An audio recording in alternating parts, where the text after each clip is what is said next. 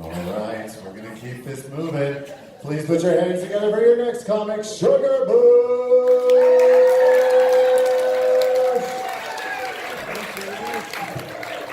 Roxy Theater, how y'all doing tonight?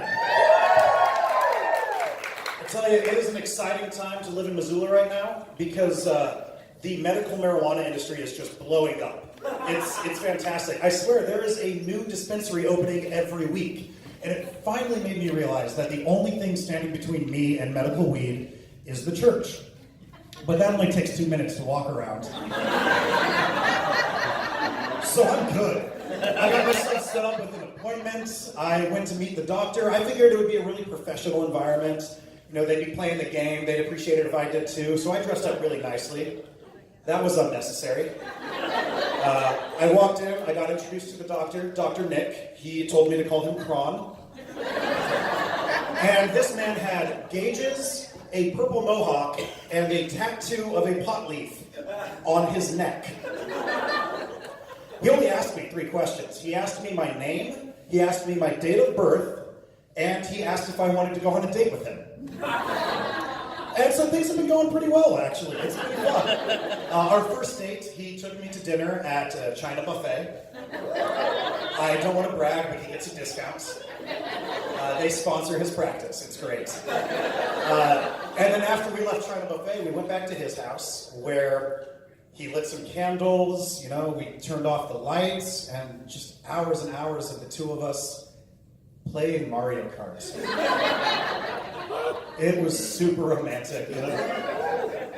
And it's new, but it's exciting. And if I'm being honest, I've always kind of wanted to marry a doctor.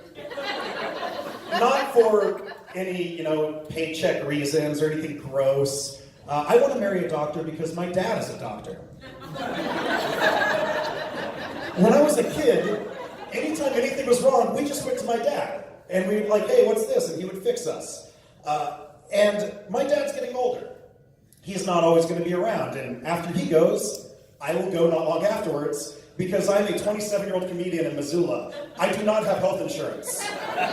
My dad is my only healthcare provider, and he lives 6 hours away.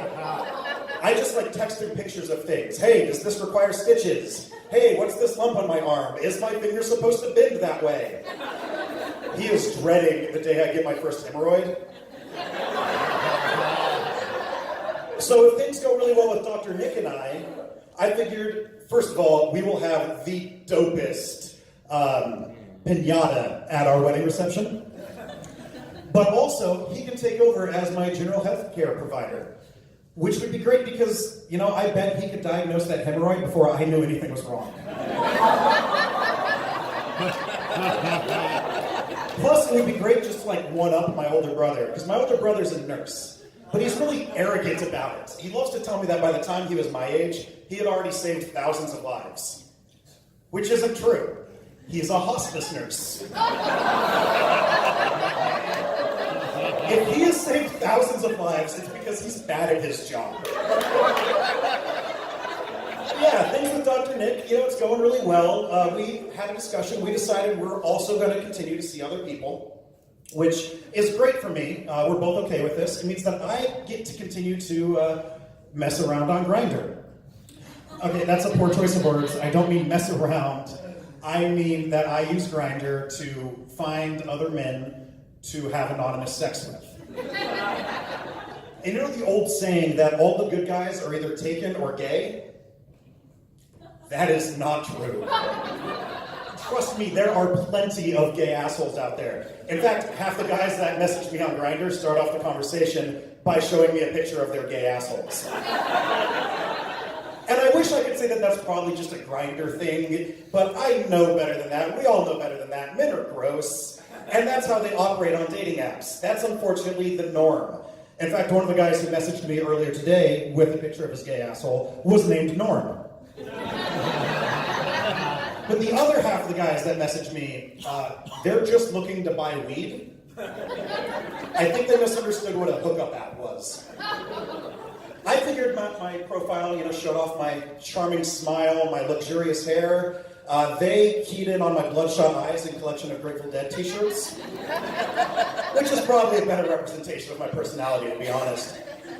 And it's fine. It's fine. If you haven't noticed, I am queer. I know it's shocking, but it's great. I love being queer. For instance, if I wasn't queer and I showed up here tonight dressed like this, y'all would assume I was a douchebag. So I actually identify using the term homoflexible, which is a real word, and it's a great word. It means that while I am on some level attracted to women, I am predominantly attracted to men. It's like the world is my oyster, but I prefer for it to be my barnacle. I have been doing that joke for years. And someone a few months ago came up to me and said, "You know that barnacles aren't phallic shaped, right?" So I Googled it, and goddamn, they were right. I have been thinking of sea cucumbers the whole time. If your junk looks like a barnacle, you should see a doctor. I know a few good ones. Thank you very much, everybody. My name is Sugar Bush. I'll see you next time.